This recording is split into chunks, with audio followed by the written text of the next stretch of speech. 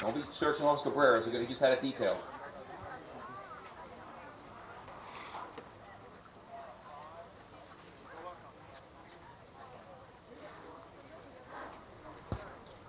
There's not a community in America that doesn't have a drug problem. All 5 of our dogs are drug trained, and even though we live in a nice community, these dogs get a lot of work. I have to apologize for anybody on this side here, because the hide is on the other side here. Maybe we can move the vehicle and show you.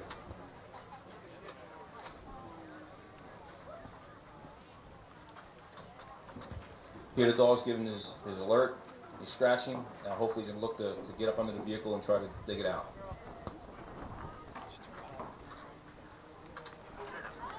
Okay.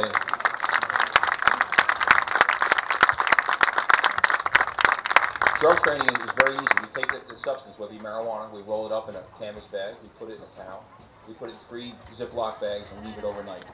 We then take the towel out, put a tug of war with the dog. As the dog learns to associate that odor with the towel, it becomes very easy. When he becomes tired doing the tug of war, as we're playing now, the dog sucks that odor in. That memory is stored in his brain. It's like if you walk into your home and you smell corned beef and cabbage, you know what it is right away. When the dog passes by the odor, he knows right away it's marijuana, and it associates with his towel. Okay, nice job, Officer 40.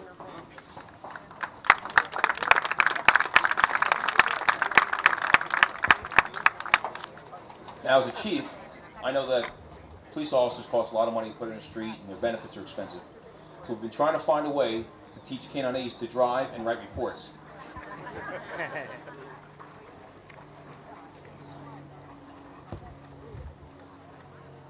Okay, everybody likes to watch search work and obedience, but the most exciting thing is criminal apprehension. So we're going to try to dazzle you with a little bit of criminal apprehension work here. Officer Cabrera, we're ready for you.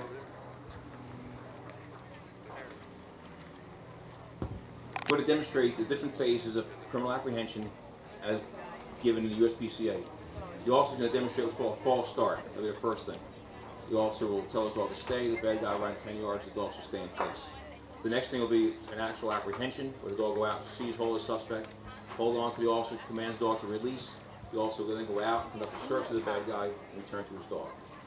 He'll do a recall exercise where he'll send the dog on a pursuit after the bad guy and terminate the pursuit before the dog engages the suspect.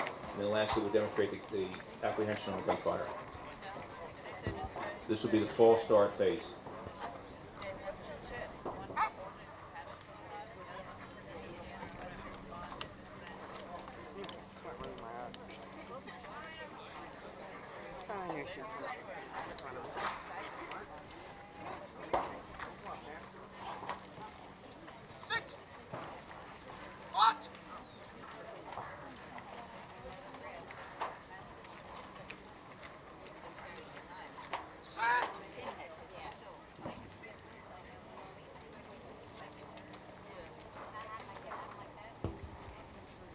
Criminal apprehension is worth a total of 340 points. The false start is small phase, is 15 points. I believe that Officer Cabrera and Tarek would have received all 15 points. Next will be the criminal apprehension. This is worth 100 points.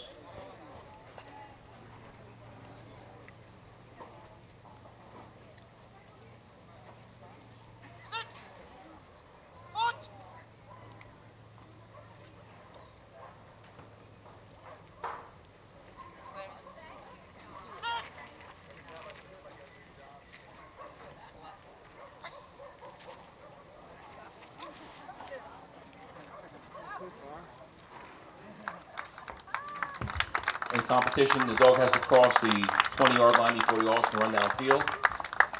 Officer Cabrera, whenever you're ready.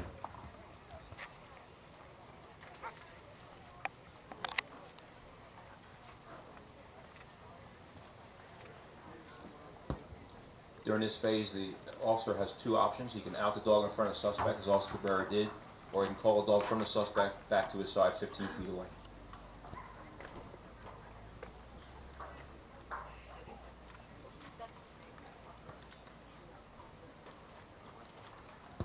You notice he's searching very deliberate. When we train, we hide objects on ourselves because the way you train is the way you're going to do it in real life, and certainly as a police officer, you wouldn't want to miss a gun or a knife on a suspect.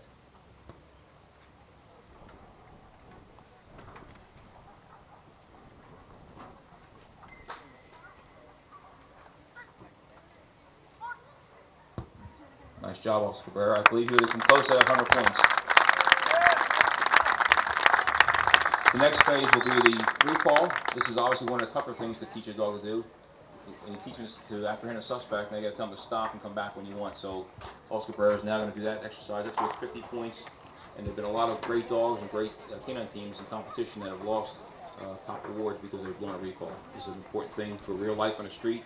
If your dog's headed in the wrong direction or head out to an unsafe situation, you've got to make sure you can get it back to you.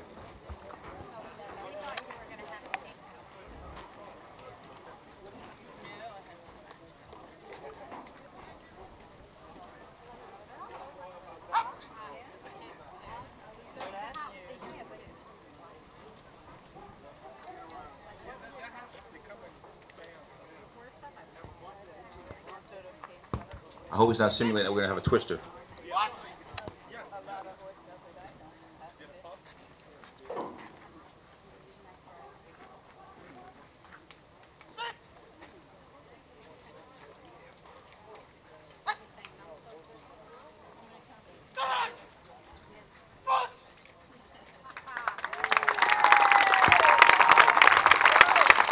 Nice job, Tarek. And I believe he would have come close to getting the full 50 points in that exercise also. Next, we'll demonstrate the gunfire attack. It's a little different. It's just an assault, I would say pursuit under gunfire. The blanks we're using today aren't as loud as we'd use in competition because we don't want anybody to lose the hearing here. And at the end, though, when the officer calls the dog off and goes out and searches the suspect will now assault the officer. The dog, without command, then needs to respond back in, grab a hold of the bad guy, and hang on until he's called off again. The bad guy today is also Bob Campanale from Stafford Township.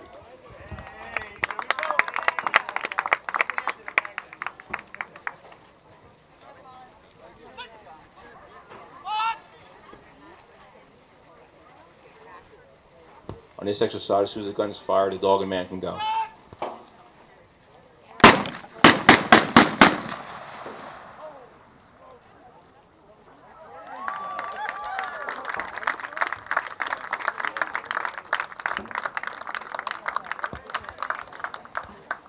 Whenever you're ready.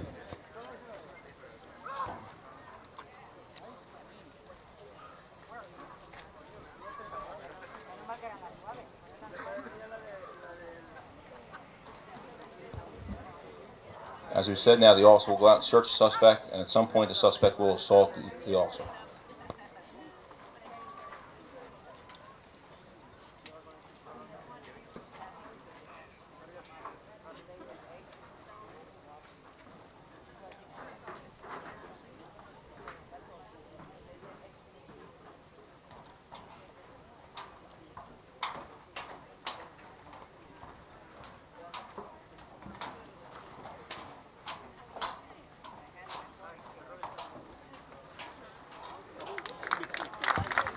Nice response by Tarek.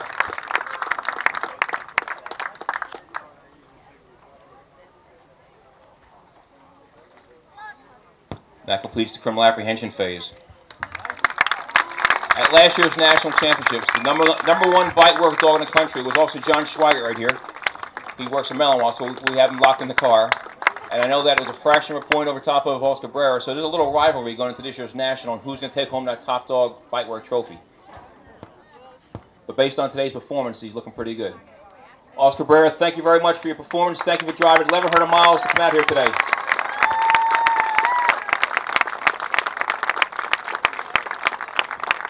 Okay. I've just been told that there's one more thing coming up. We're going to do a scenario for you. So, as you're surprised right now, so am I. We'll see what they do.